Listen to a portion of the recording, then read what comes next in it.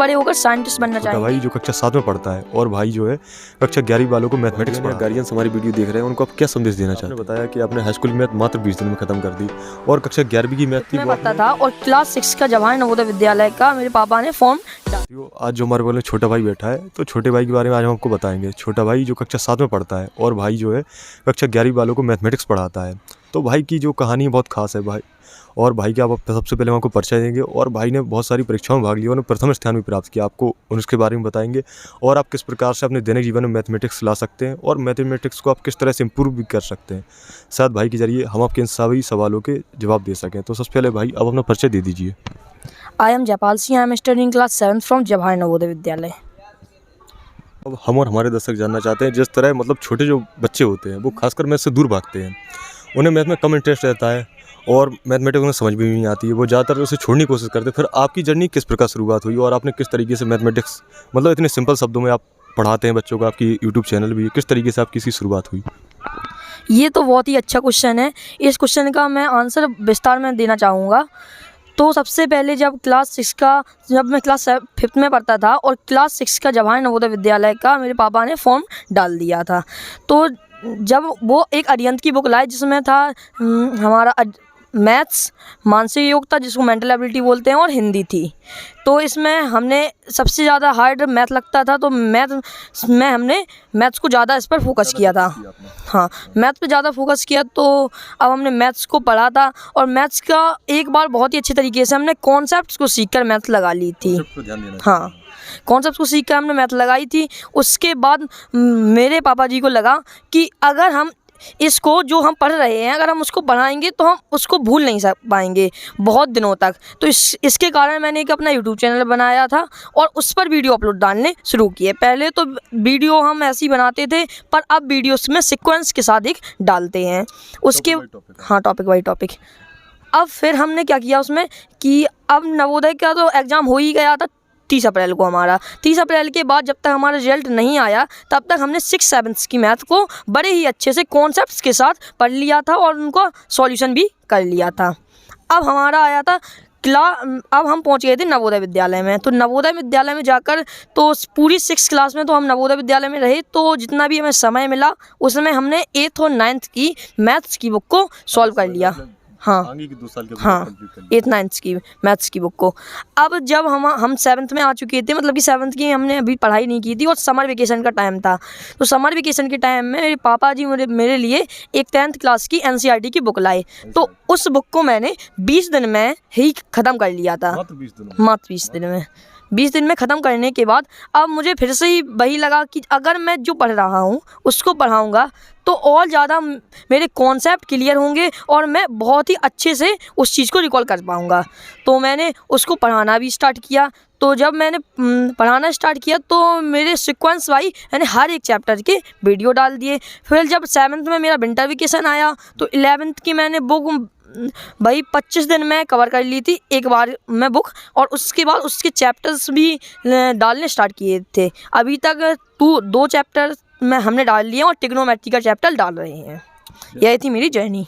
जैसे कि छोटे भाई ने बताया कि ज्ञान बांटने से बढ़ता है, तो आप भी पढ़िए और पढ़ाइए। भाई अपनी आप उम्र के बारे में और बता दीजिए। मेरी उम्र 12 साल है। मात्र 12 साल में देख सकते हैं भाई कक्षा 11 वालों को मैथ पढ़ाता है। छोटे भाई हमारे मन में एक सवाल आ रहा है कि आपने बताया कि आपने हाई स्कूल की मैथ मात्र 20 दिनों में ख़त्म कर दी और कक्षा 11वीं की मैथ थी वो आपने 25 दिनों में 25 दिन में आपने ख़त्म कर दी।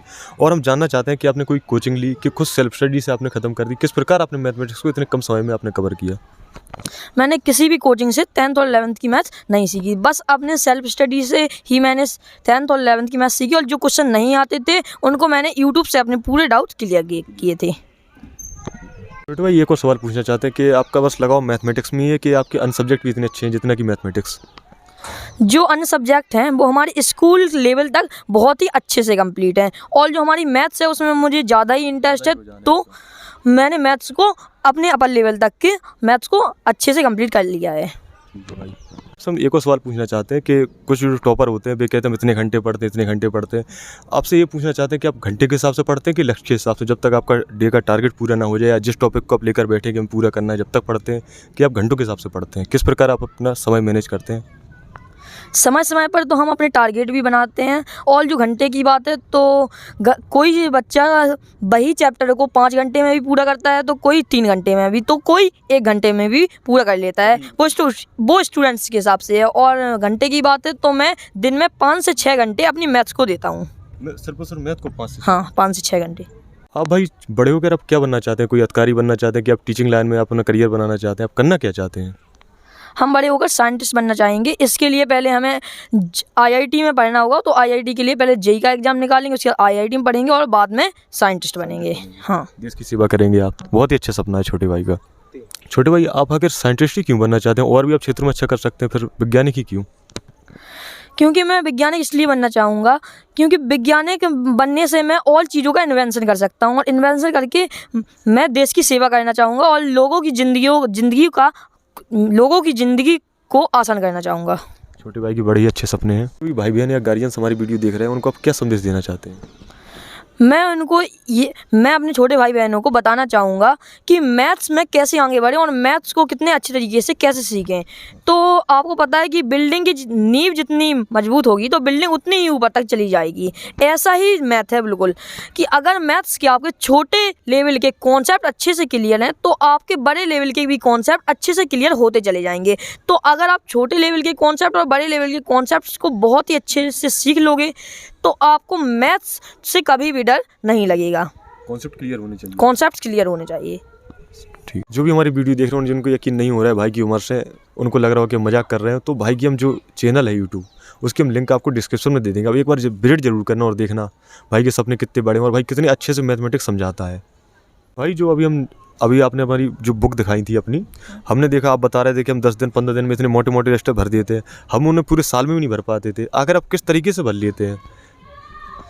क्योंकि मुझे जितना मज़ा खेलने में आता है उतना ही मज़ा मैथ्स को पढ़ने में आता है। मेरा इंटरेस्ट बहुत है मैथ में और मैं मैथ्स को लगाता हूँ तो उसको विजुलाइज भी करता हूँ, उसके क्वेश्चंस को, कि ये क्वेश्चंस कैसे हमारी डेली लाइफ में यूज होते हैं। आप बोर नहीं होते मैथ के सवाल लगा? नहीं, कभी हम बोर नहीं होते मैथ्स के सवाल लगाने से। मज़ा आता है मैथ्स के सवाल लगाते, और कभी कभी हार्ड क्वेश्चन भी आ जाते हैं तो कभी कभी हो जाते हैं बोर।